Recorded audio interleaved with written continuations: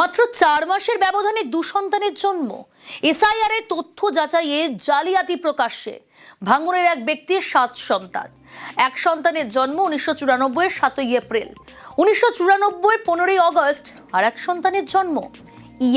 এইআরওর কাছে রিপোর্ট তলব কমিশনের।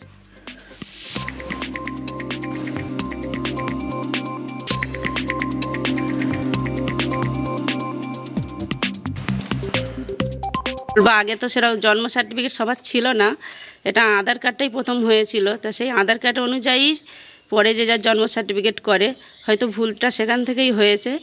এবারে আমরা যখন ফর্ম ফিল আপ করি তখন এগুলো জানতাম না বা অত খেয়াল করিনি।